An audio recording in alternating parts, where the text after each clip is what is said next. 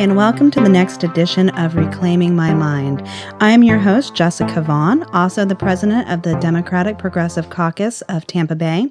Today, we actually have our first male guest.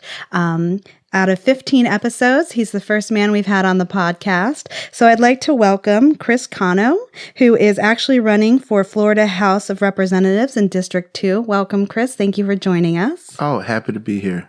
All right. So I want to jump right into this because I know that you're in an interesting race. So let's start off a little bit. Just tell me a little bit about your background for people who don't know you at all. Sure. Well, I come from a family in West Tampa, born and raised. My father's family are Sicilian and Cuban immigrants. My mother's family are German and English immigrants. And so coming from a mixed background, Tampa's just a big melting pot. And so I got a lot of different views and a lot of different just little tidbits of knowledge growing up from just very different cultures. And it all meshes well into, create me. And, from my grandparents taking care of me and helping raise me, on my mom's side to my grandmother, on my dad's side, just being there for me and caring for me. I got a lot of love growing up. Being that I was the first grandbaby in the family, and also being that I was the only child from my parents. They told my mother she would never have kids, and she did a procedure which they told her she had maybe a 10 to 20% chance of getting pregnant, and so she calls me her little miracle baby. So maybe there's a reason why I'm here on Earth, but so while I'm here, I'm going to make the most of it. So you recently got married, right? Are you still technically a newlywed? Yes, definitely a newlywed in the sense that learning what it is to be married. My dad passed away last January, and it's been really tough because as a man, I have a lot of questions of, how do you function? My parents were married in their early 20s, and then my dad had me when he was, 28 years old.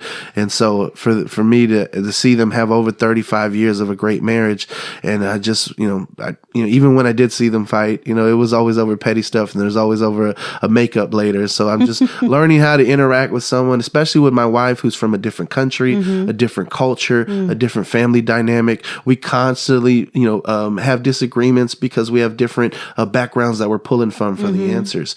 And so being a newlywed is definitely an experience, but I love it. I wouldn't change it for the world. I love my wife so much, and I'm thankful that she loves me despite all my shortcomings. Well, congratulations on your marriage. I'm sorry to hear about your father. I know that's tough.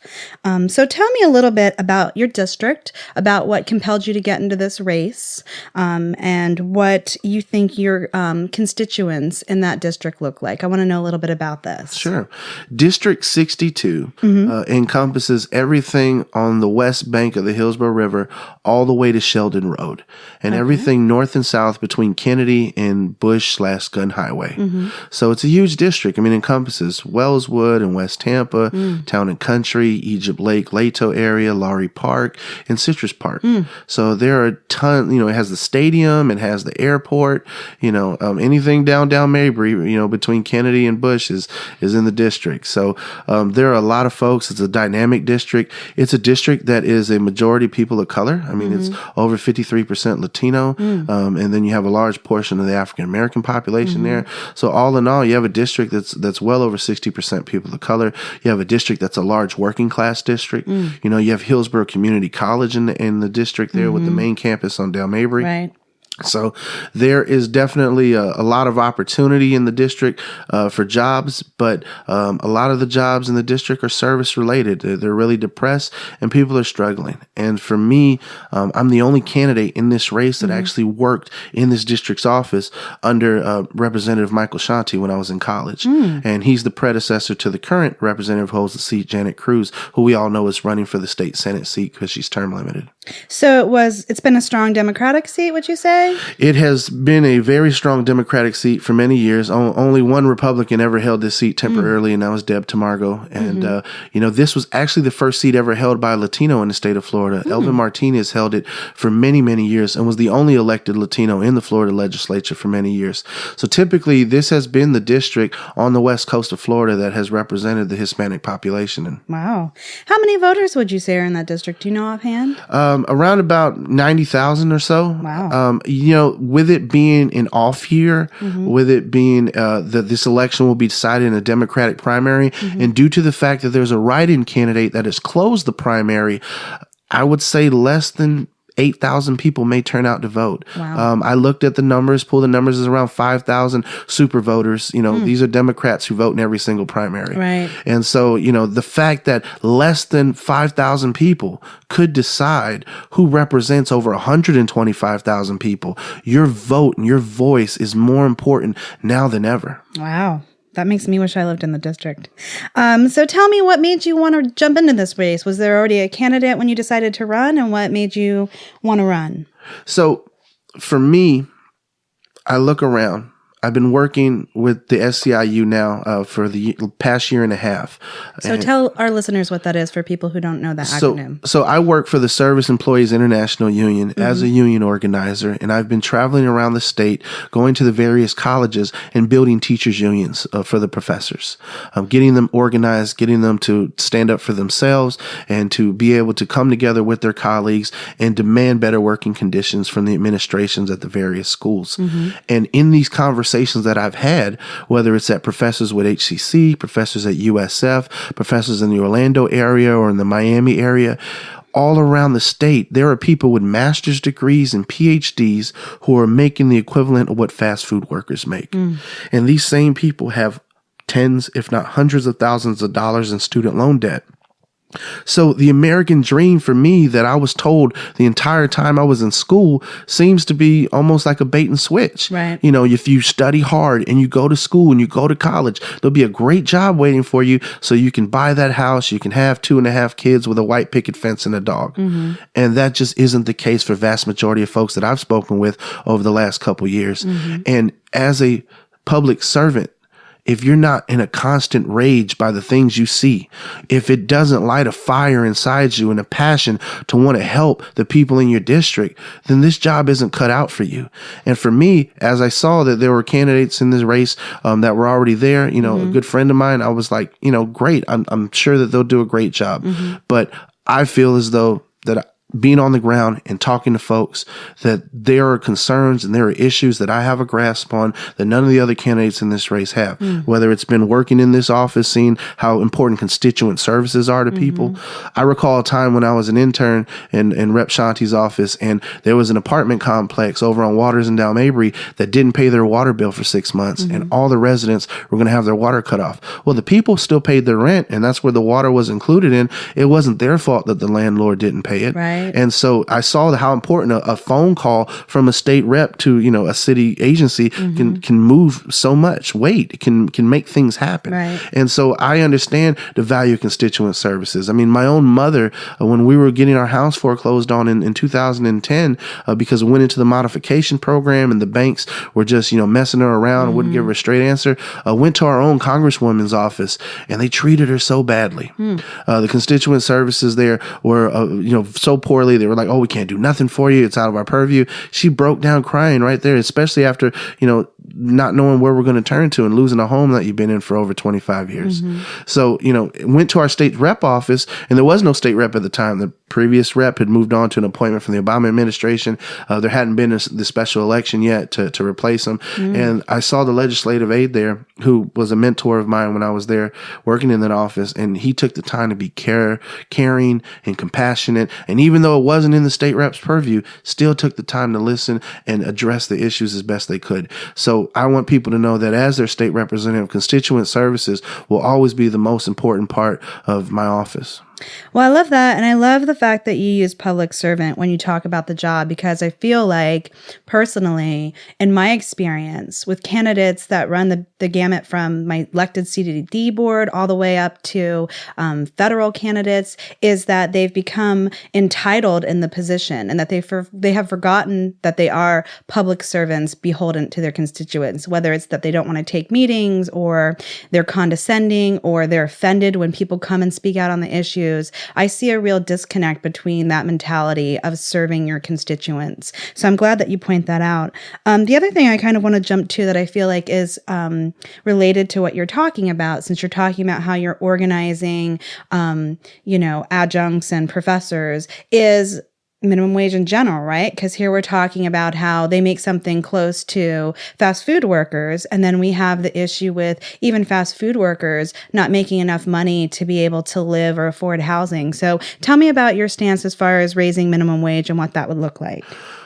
In the state of Florida, you have to make around $19 an hour so you can afford a 1-bedroom apartment and it not put you in a poverty situation. Mm-hmm. So raising the minimum wage to at least 15 of what the folks in the Fight for 15 have been fighting for and organizing for so long just makes sense. If we raise the floor, then we all come up. And the problem that we have seen over the past few years, and there's always, if you do that, you're going to hurt the economy. It's not true at all. Every state that has raised the minimum wage has seen an economic return. They've seen an economic boom. Even Florida raising the minimum wage just slightly as it has seen an economic boom. Imagine if we raised it up to a living wage where people could actually support themselves. The arguments across the aisle is that, it's going to cost business owners and it's cost money and this and that. But actually, you have less people dependent on social services, which is something that the other side of the aisle always harps on. Right. You have people able to support themselves. The fact of the matter is that raising the minimum wage just makes sense. And I'm prepared to do it legislatively. Now, we've seen, scuttlebutt and rumors that John Morgan may come in and try and pass a constitutional amendment to do that with his own money.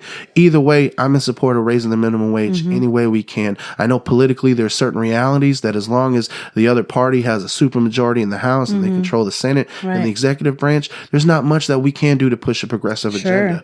But what we can do is still continue to fight and gain inch by inch. A few years ago, saying raise the minimum wage to $15, people told you were crazy. A few years ago, if you said universal health care, people told you you're crazy. They said free college, they told you you're crazy. And these are issues today that we fight for every single day, that I fight for in the trenches as a union organizer.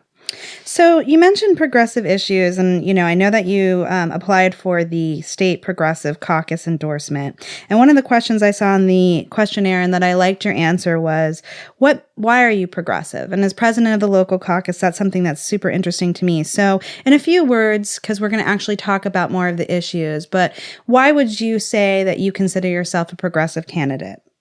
Well, the status quo isn't working for people. And going backwards definitely isn't working. When you hear these folks on the television talking about make America great again, what do they want to do? Take us back to the 1950s? Well, the 1950s was great for a certain select group of people. But if you're a person of color, if you were an immigrant, if you were, a woman, it just wasn't the greatest time for you. If you're a member of the LGBT community, you couldn't be out and be yourself and be open with who you love. These are things that the progressive ideas represent, is moving us towards a more equitable and a more perfect union. The United States, has always fallen short of the great ideas in its founding documents, but the progressive movement is continually pushing us towards that. And life, liberty, the pursuit of happiness, these are three ideas that every American, whether they're conservative, progressive, Republican, or Democrat, support. And us as progressives, we got to continue to inch along. And when we do get the opportunity to make big strides, then we do that. And, we've seen it, whether it's in pushing for civil rights legislation, whether it's in marriage equality, whether it's in increasing support for social services and making the economy work for everybody. And these are the values that are important to me, and these are the issues that are important to me. And that's why I want to make sure that we continue to push. And that's what I feel makes me a progressive. Well, I love that answer. And I like that you're not afraid to use the word progressive and talk about it in the terms of being a patriot and things that are important to, the American dream or the Constitution, because I feel like people try to separate progressives or even Democrats from being patriots.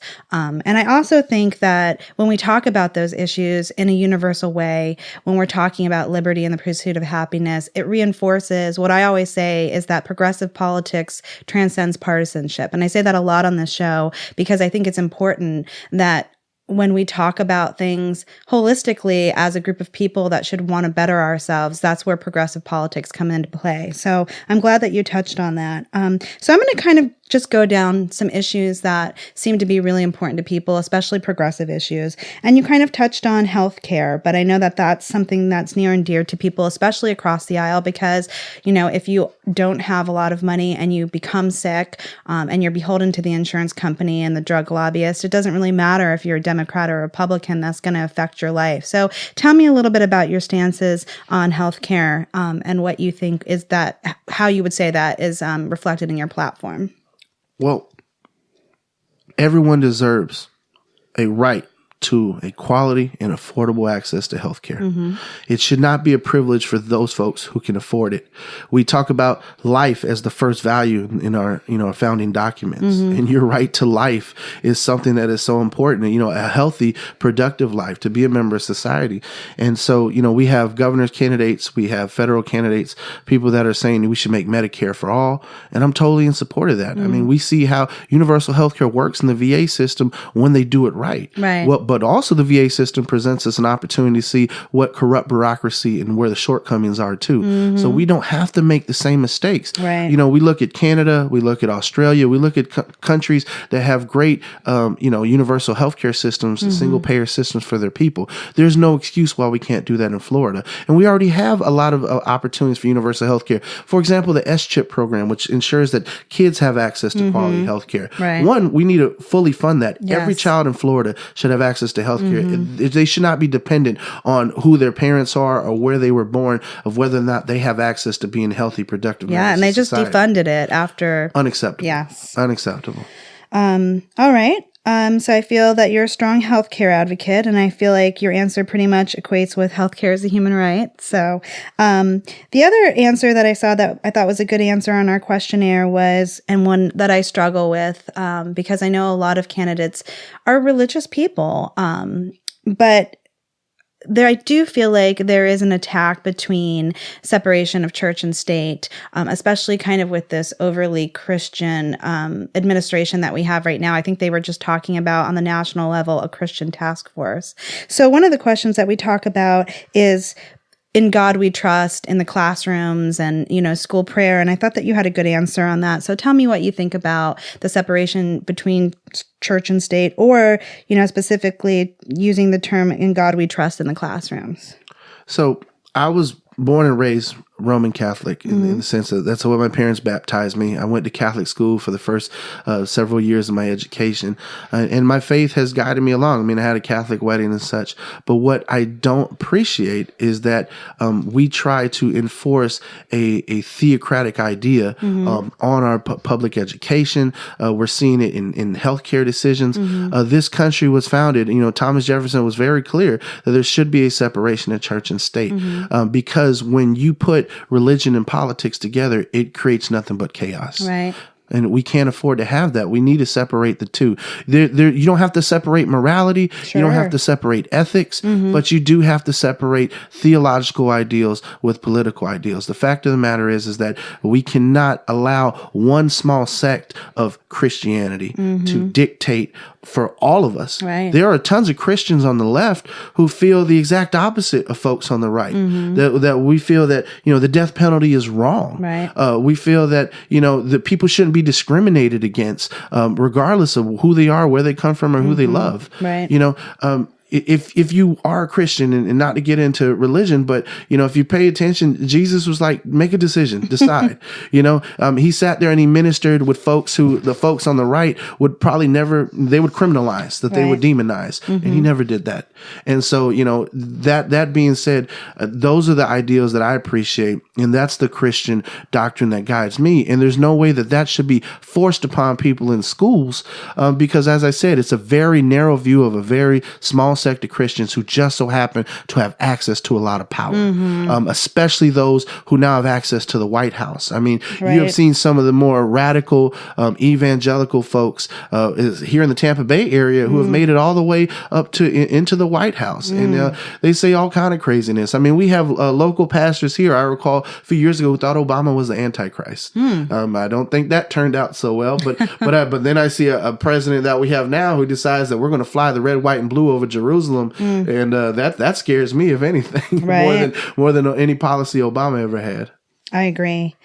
So as we're talking about corruptive politics, tell me a little bit. I see here it says on your form that you would refuse money from some of the bigger corporations. And I think, especially right now, with kind of the pollution of our waterways, people are finally taking a big look at big sugar and how that's affected our environment. And it seems like you've agreed to turn down money from big pharma, payday lenders, insurance industry, power companies, big farming. Tell me a little bit about kind of how you feel as far as corporation and money in politics and how it's been corrosive, and your stance if when and if you make it to the legislation. We have to take the money out of politics.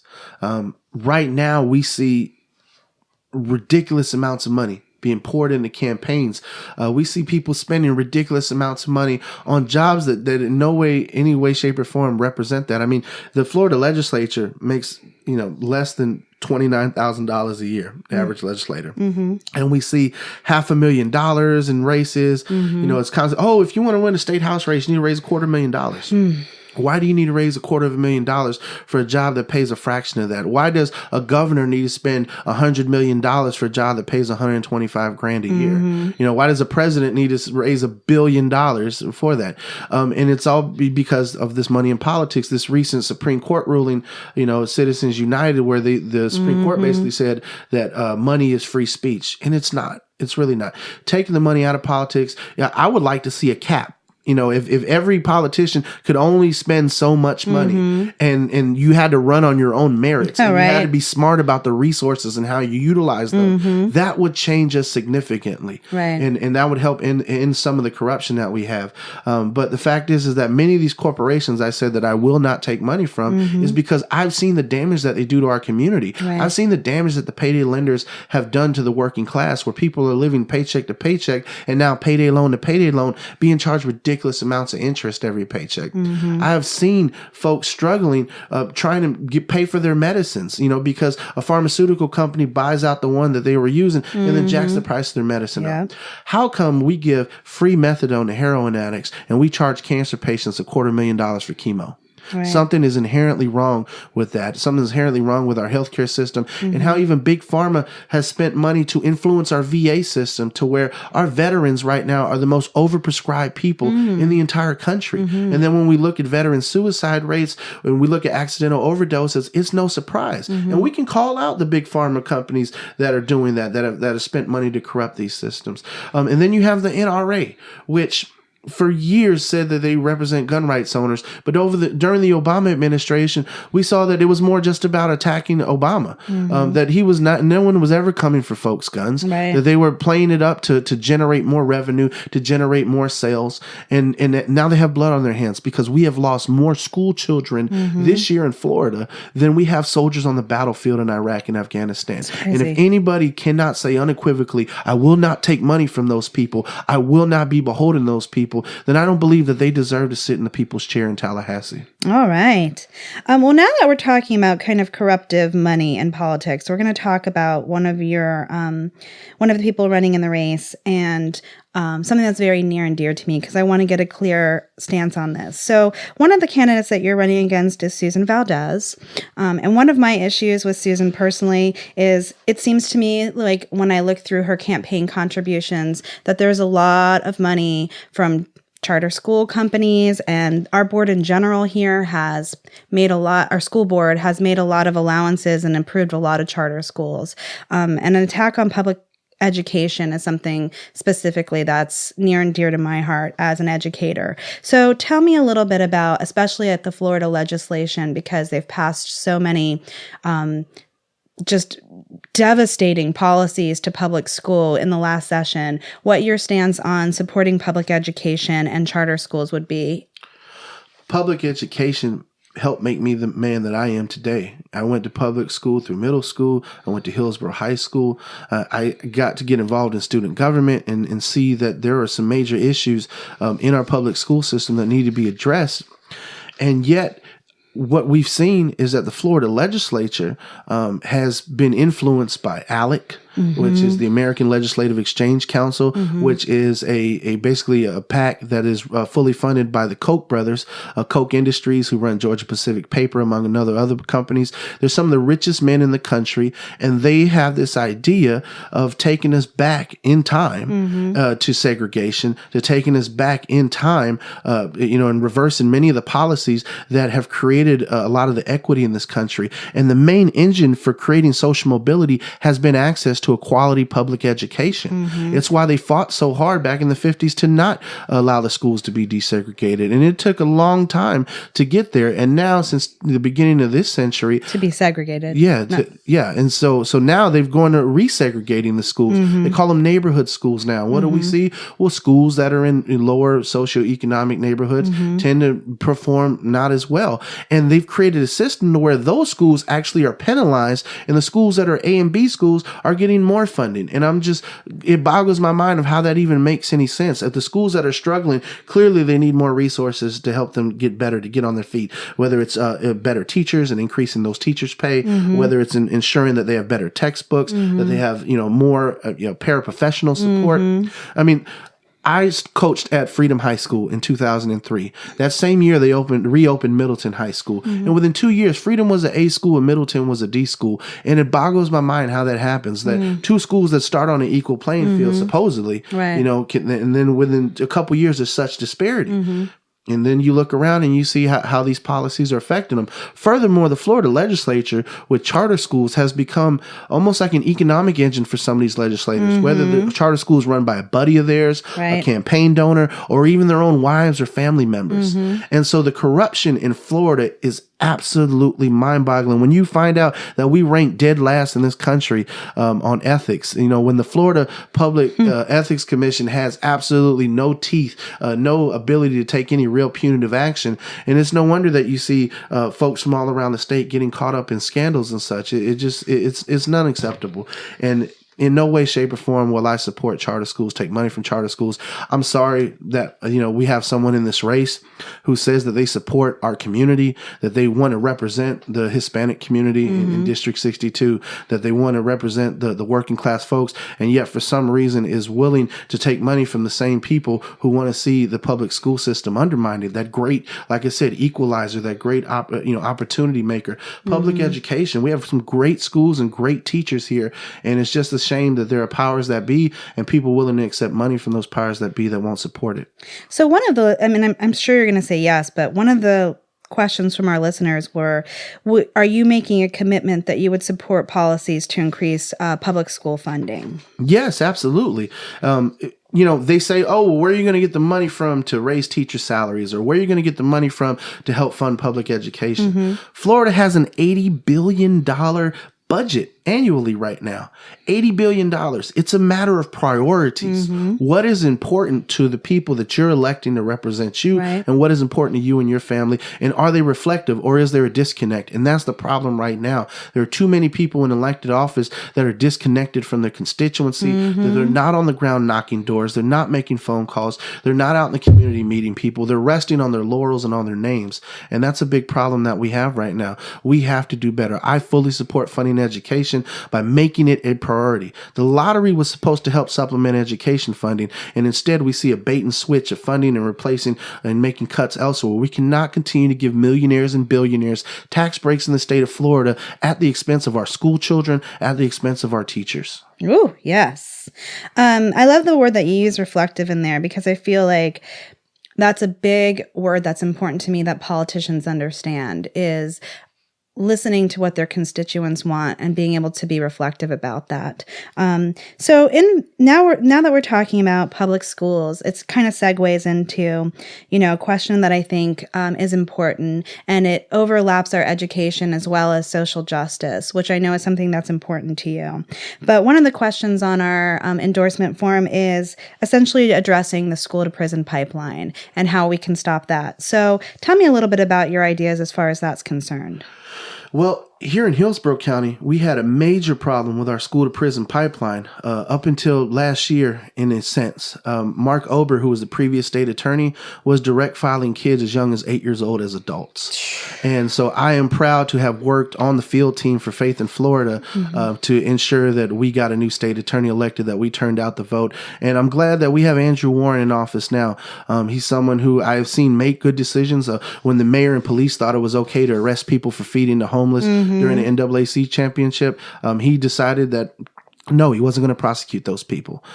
So I'm glad to see that we have that. And that's a good first step. But furthermore, we have to address the institutional racism and many of the zero tolerance policies that we see in schools and understand where they were derived from. Furthermore, we need to hold to account municipalities and counties that have ridiculous disparities in arrest and when it comes to people of color.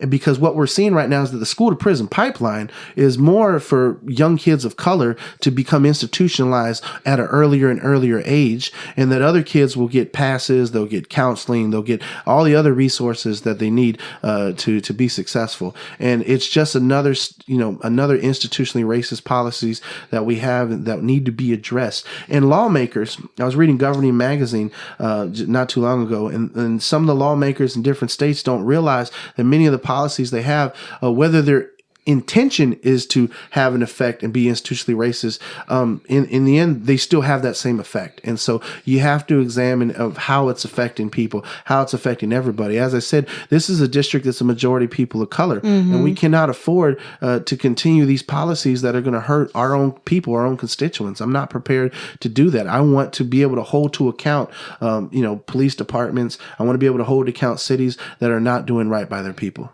So that brings me a little bit to the most recent controversy that we've had. And it's also going to allow me to kind of segue into something I wanted to discuss. But, we had the instance in Pinellas where the African-American gentleman was murdered because of the Stand Your Ground rights laws. And while our county party and our state party have come out to demand, and a lot of elected officials to demand the repeal and for Governor Scott to repeal the Stand Your Ground laws. There are some Democratic parties that I see haven't taken a stance on this. And I feel like the Democratic Party always needs a little bit of a push to take a strong stance on racial justice, especially when it comes to African Americans being murdered. So what's your stance on Stand Your Ground? And, if elected, is that something that you'll work to make sure that we repeal? Sure. The Stand Your Ground laws, since they've been implemented, have disproportionately, at least from what I've seen in the media, affected people of color. Right. From Trayvon Martin to Marquise McLaughlin. This is what we see, is that there are young black men and women being killed with no account. Right. And so the Stand Your Ground laws were originally, the way they were pitched to the people of Florida is that, if you feel you're in danger, you don't have to retreat. You can stand your ground. You can protect yourself and your family. But what we're seeing is that many times the aggressor in the situation is the person walking free. George Zimmerman had no reason to go after Trayvon Martin. The gentleman in Clearwater who was pushed to the ground, you can even see it on the video. It looked like he took the time to realize his pride was hurt before he reached for his gun. And while Marquise was backing away, his hands up. Exactly. And if anything, it was Marquise who was going to defend his family. You got some angry dudes shouting at your wife and your kids, and that's all you see. I'd run out the store too and knock that guy to the ground. I know you would. So that the fact is that we have a law that, as I said before, and what I was saying about the school to prison pipeline, when you have laws that are not working as they were intended, then you need to take a stance. You need to repeal them. You need to ensure that people of color are not being killed without account from aggressors who clearly, shouldn't have been in that situation in the first place. I recall taking a concealed weapons permit class at the fairgrounds, and the instructor in the class says, if you take this, you can never initiate a fight. You can never start a fight, but yet we have these guys walking around like they're deputy sheriffs or something, like they're a member of the posse. Right. And that is unacceptable. We cannot have vigilantes out here, people who, I don't know what they're thinking, but just walking around with a gun and pulling it out all willy-nilly and taking people's lives thinking that, oh, well, I'm protected by the law. That is not the culture that we want to create in this state. We don't want to have a Wild West in the state of Florida. That's why I also stand against open carry. I mean, they want to bring guns into our campuses and colleges and such. I mean, you don't know if it's a good guy or a bad guy with a gun. All you know is that person has a rifle slung over their shoulder, and what happens when something, when there is an altercation. So these are concerns that our legislature needs to address, and I will stand with my colleagues with our Progressive Caucus in the Tallahassee legislature to repeal Stand Your Ground. So that gives us a segue into kind of talking about gun rights in general. So I know you said you would not support open carry. How about the school marshal program where it talks about arming teachers and whatnot?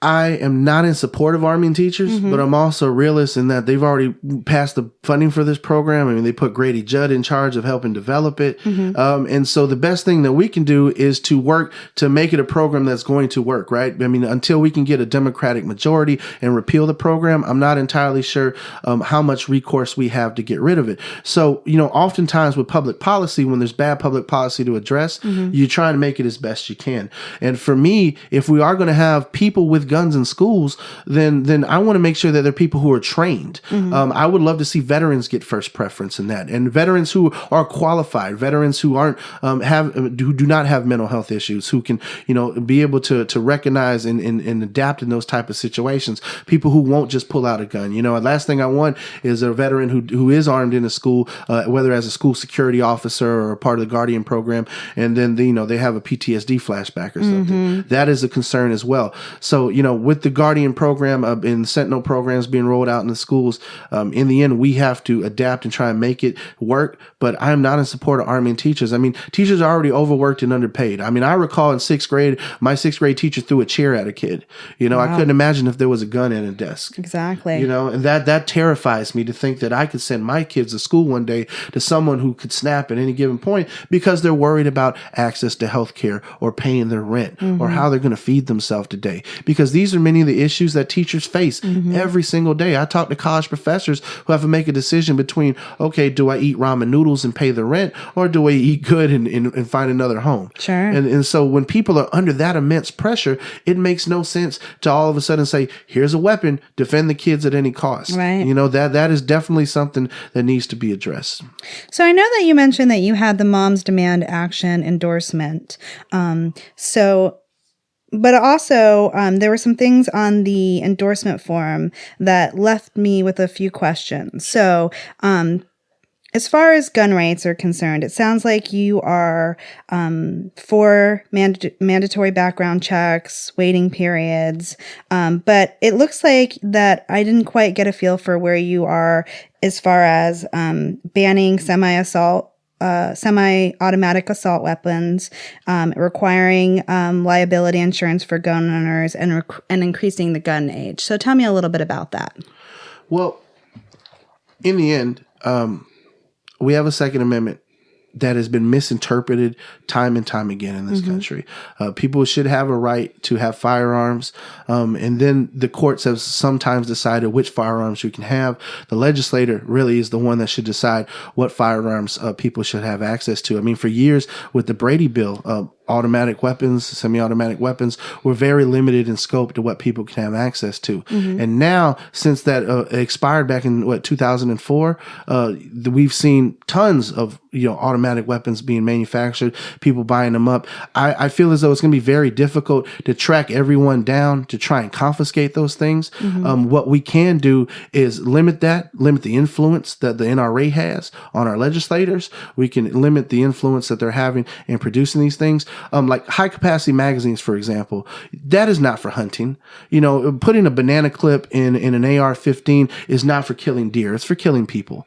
And so we cannot allow these type of weapons. You have bump stocks that can make things, more powerful than what they were intended. Now the big issue is what ghost guns are talking about, right? Where people can download 3D printed plastic polymer guns and they have no serial number, they have no recognition. That is a serious concern. Sure. One of the issues that I'd like to see to address a lot of the problems we have with guns is that in Florida right now, when someone sells a gun, they're required to keep a 20-year paper record.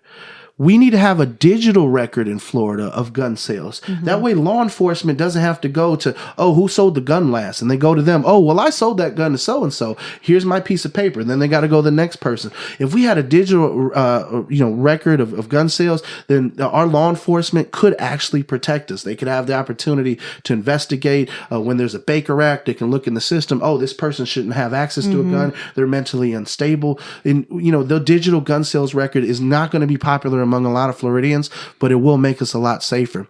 What we need also is elected officials that will enforce the existing gun laws that we have. We have a commissioner of agriculture who is supposed to run the background checks for folks, and they didn't.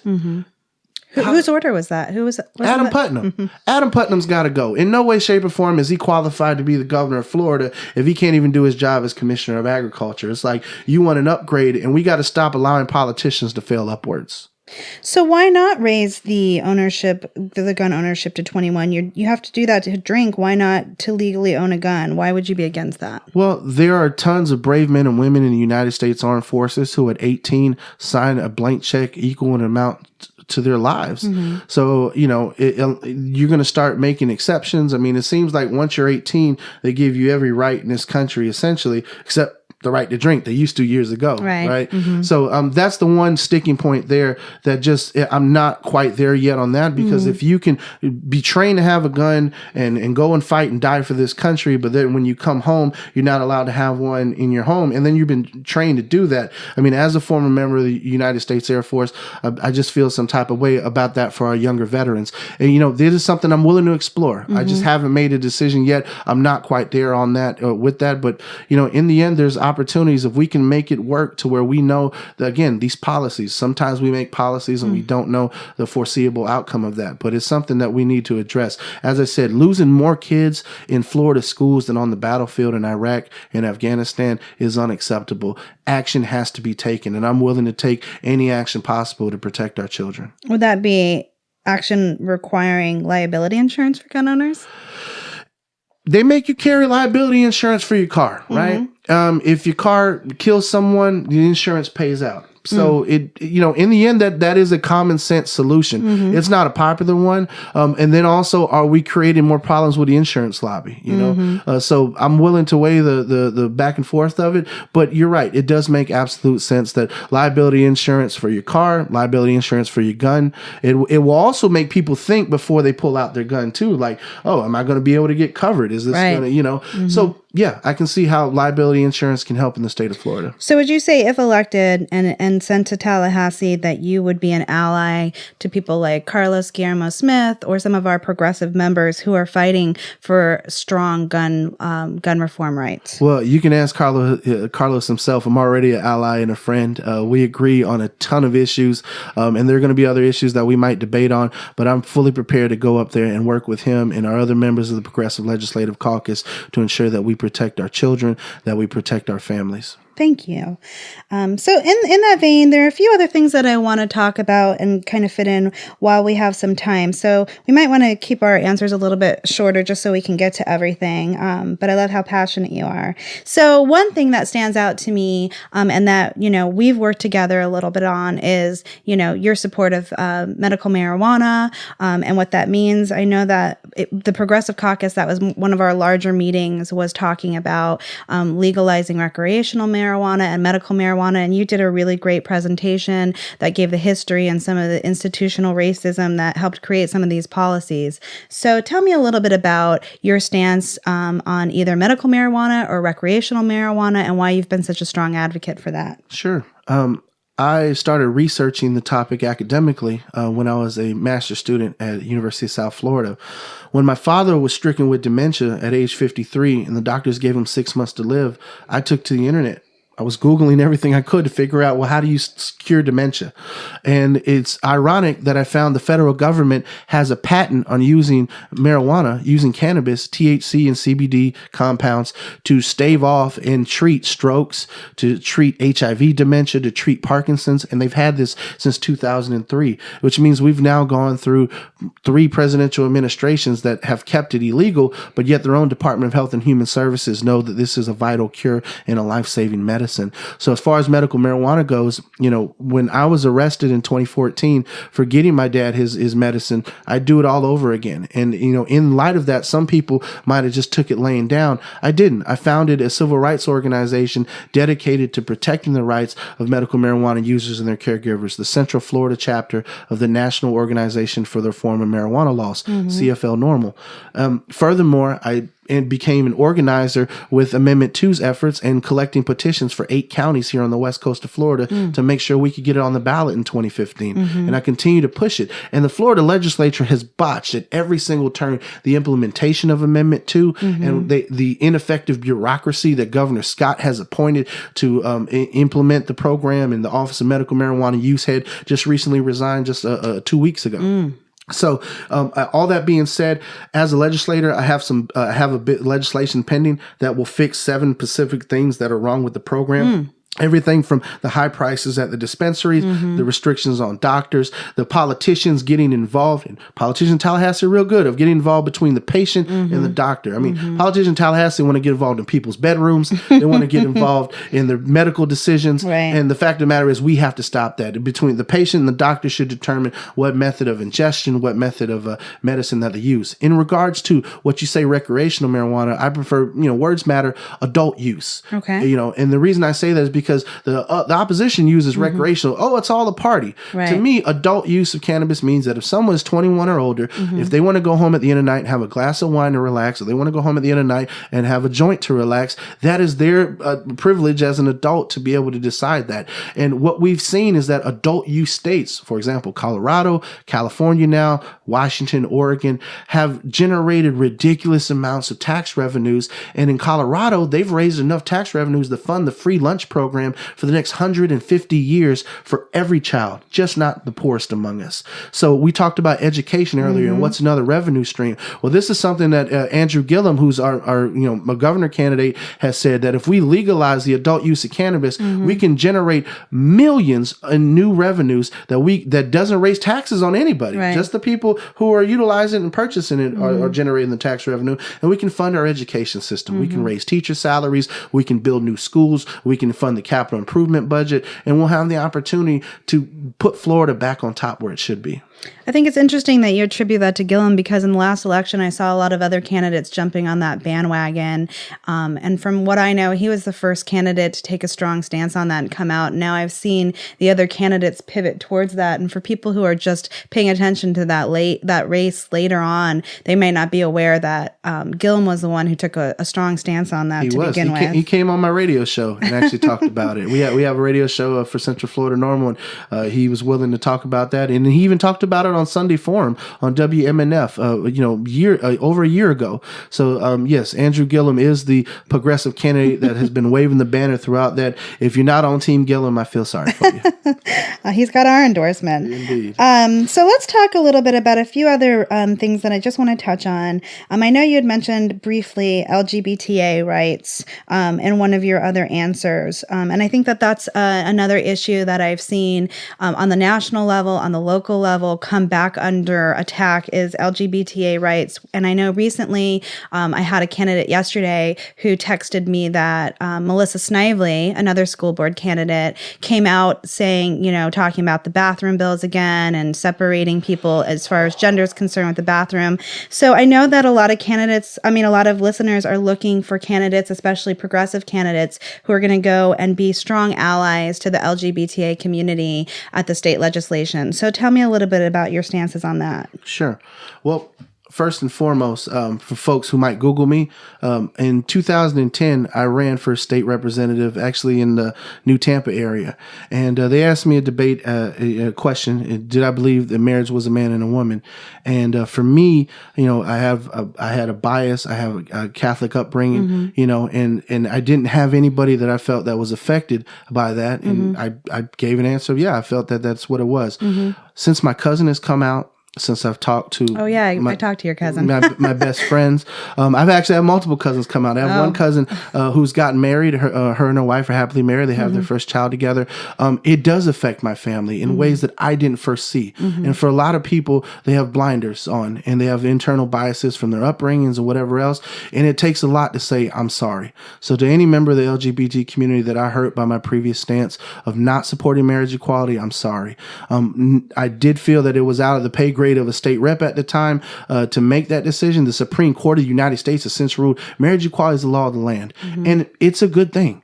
You know, people should have the right to be able to love who they love and be able to make the same decisions that everybody else makes. My neighbors who live next door to me, one right now is he's, you know, suffering from HIV and dementia, and his partner of so many years is there to take care of him. When I see the love between those folks and how you know, they stand by each other, it's no different than the love I have for my wife and how we stand by each other. And the fact of the matter is that people should not be fired from their jobs in the state of Florida for who they love. People should not be discriminated against for who they are either, which is why you see on my platform, I believe that insurance companies should have to cover transitions for our members of the trans community.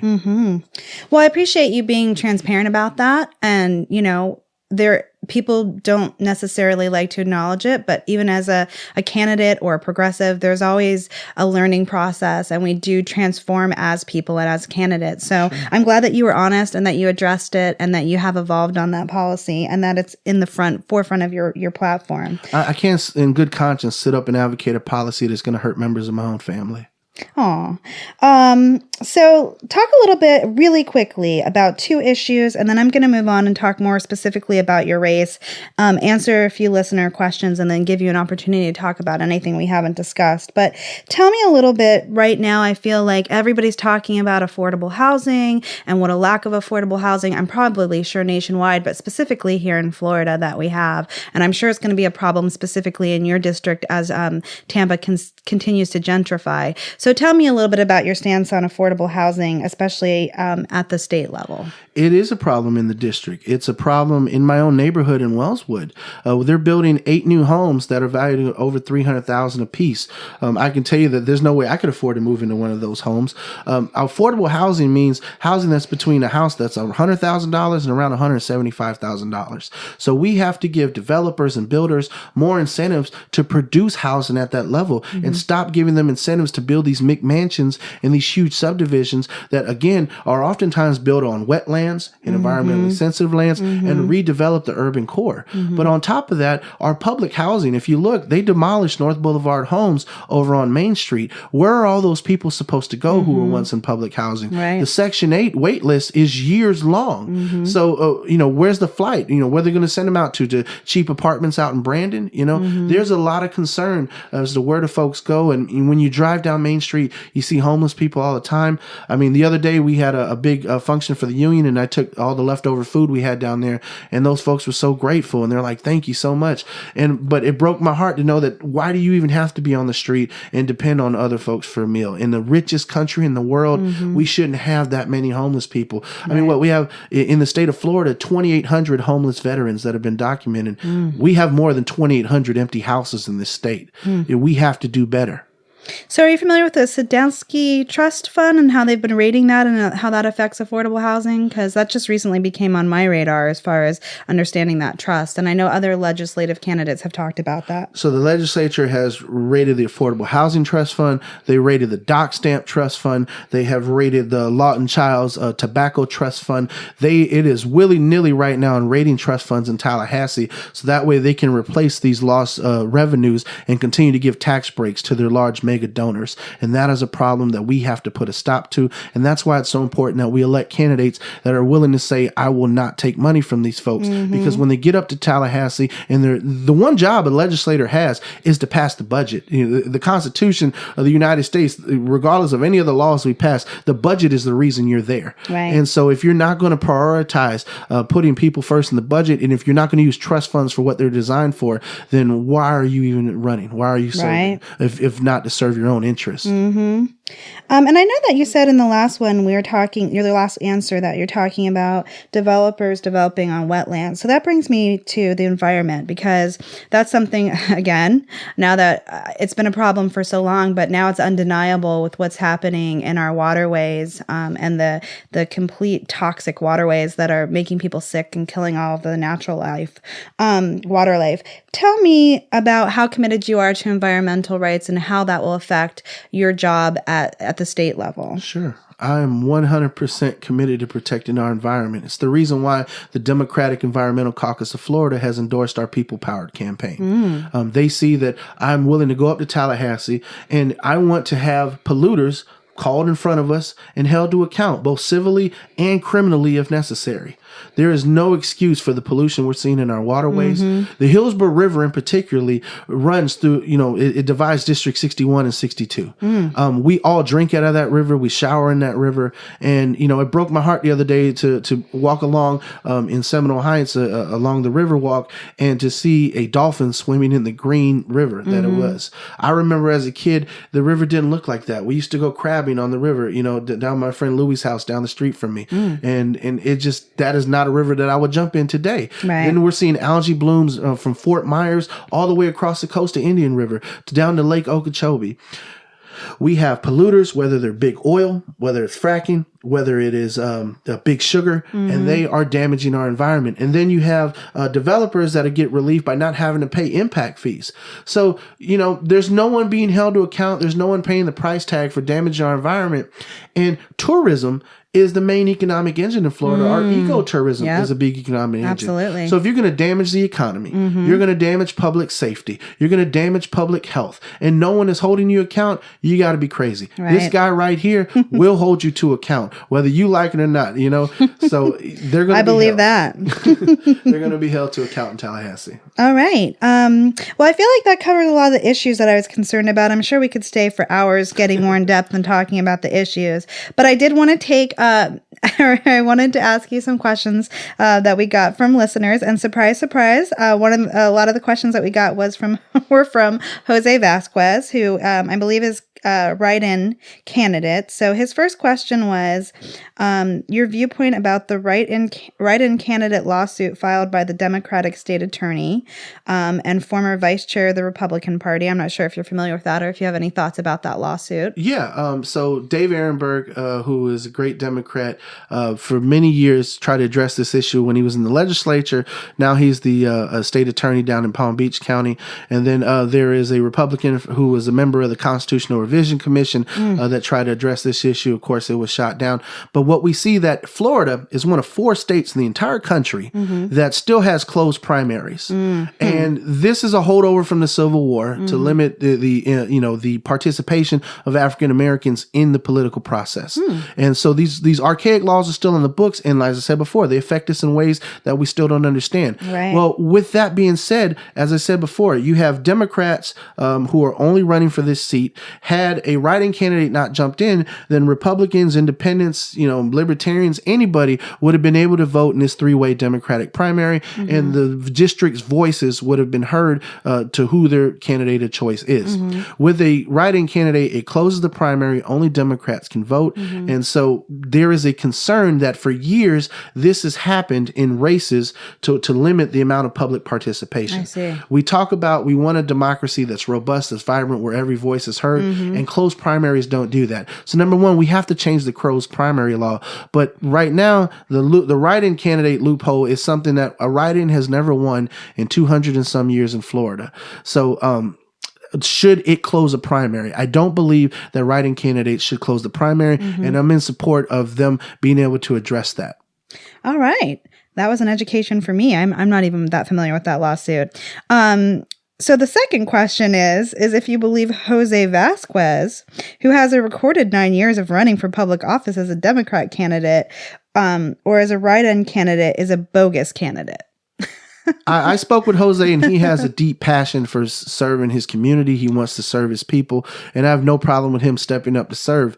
As I said before, I do have issue with around 50,000 people not being able to vote in this election. Right. And so, the more we increase participation in our democracy, the more our elected officials can be representative of the communities that they're, going up to represent. Well, thank you. I appreciate that feedback. And I like to include questions that I get from listeners because I want our listening audience to feel like they are a part of this process.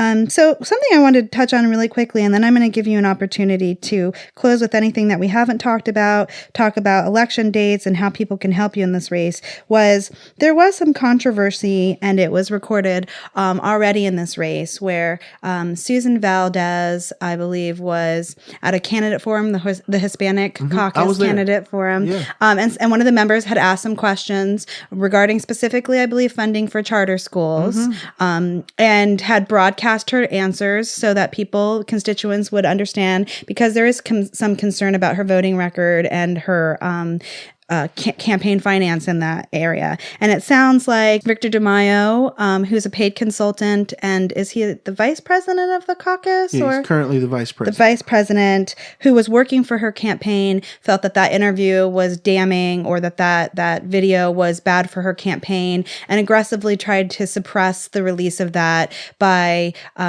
threatening or aggressively contacting the person who was posting it, and that had gotten some news coverage.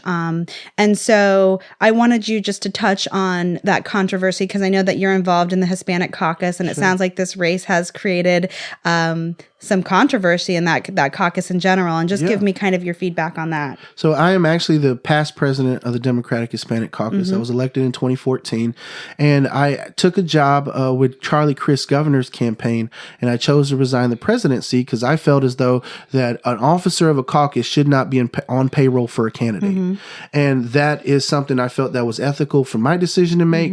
And Mr. DeMaio being on payroll at the time for Ms. Valdez, and still being a officer in the caucus, the way he approached trying to defend his candidate, if you will, from any bad press, was unacceptable. I feel as though that he should resign his position if he's going to continue to be a lobbyist and a consultant that's on payroll for candidates. Right. I don't think you should serve as an officer in the Democratic Party and also be on the payroll for a candidate. It just creates a conflict of interest. Right. To where how could you ever be impartial in a primary? You're on payroll for this person. Right. Your whole paycheck is to make sure they get elected. I also take issue with the way he approached things. The person that he threatened is an assistant, deputy state attorney. You can't go around threatening prosecutors because they caught your candidate, giving a poor answer. Right. That's unacceptable, and the caucus looks bad. As a leader in our community, it is reflective of our own community, and we can't afford to just allow that to go unchecked and not something be said. And that I hope that the state Hispanic Caucus will take appropriate action. Our local caucus and our members, I encourage them to speak up and contact our current caucus president and come to the next caucus meeting and address it. Because as I said before, there's no way, shape, or form we should allow elected officials of any caucus to be on payroll and to threaten people the way that whole thing went down. Thank you for giving me the feedback on that. So what do you think separates you from the other candidates in this race specifically? Number one, I come from a working class background that still remains to this day. I work day in and day out. I'm a full-time union organizer, and I get the opportunity to campaign when I can in my free time. Right. Versus another candidate who's clearly an elected incumbent that can utilize their own office and apparently our tax dollars to help advocate for their name and their goodwill. And then you have another candidate who has a lot of money to help win this race. But is a political newcomer, maybe hasn't been in the trenches and on the ground as long as I've been doing in the community for the past few years. I've been an immigration rights organizer for Mi Familia Vota. I've worked as a political organizer to help get Rick Scott out of office. I've worked as an organizer and helped get rid of a horrible state attorney that we have. And now I'm working to help improve the economic situation for our teachers across the state of Florida. There is no one who is on the ground in the trenches, knocking the doors, who's actually worked in this office, who knows the issues that the constituents are facing more than myself. I see my own grandmother struggling paycheck to paycheck on a fixed income. I see my mom as a nurse who, when she was taking care of my father, helping everyone else out in the house, struggling to make ends meet. And if we live in a society where teachers and nurses and firefighters are struggling to make ends meet, then what are we doing? I mean, 45% of Floridians are working poor. These are people who are fully employed that make just enough money to be broke at the end of the week. That is not conducive to the American dream. It's just not creating the society that we want to be. I don't want to be a society where we're dominated by 3 companies and our media is dominated by 1 or 2 companies and we have no social mobility. That's not what this country was about. That's not making America great. So I just despise it when I hear the rhetoric from the other side that, oh, these progressive ideas are pie in the sky pipe dreams. No, they're not. They're real solutions to help people improve their lives and to make this a more perfect union, to make the American dream a realization for everybody. And I feel that if you join our People Power campaign, together we will achieve that dream. So would you say you think you're the most progressive candidate in this race? I'm the most passionate candidate, that's for sure. And more than that, I'm willing to use my intellect and my rationale to listen and to champion progressive ideas alongside my progressive colleagues.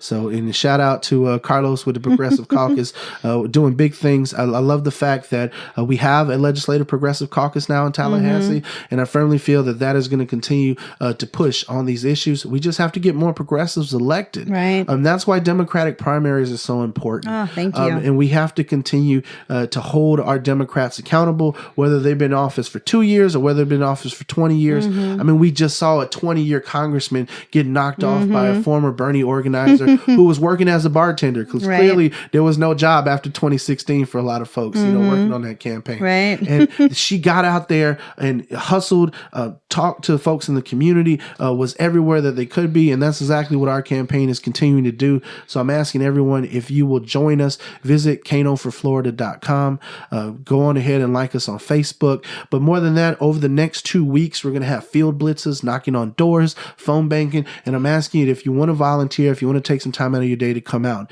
Our campaign accepts donations from folks. It warms my heart when I knock on a door and I have a retired teacher tell me, you know what, I don't want those other folks to represent me. Here's a check. It's not much, but in just those small donations mean the world to me. And people always, oh, your campaign doesn't have the most money. We don't need the most money because we have people, we have networks, we have folks that are out there, and that's not what it's about. This political system is not about which candidate has the most money. That's who we should endorse, and that's who we should pick. It's the one that represents our ideals, that should we get behind them and work to get them elected, they'll do the best for us. And that's what this is all about.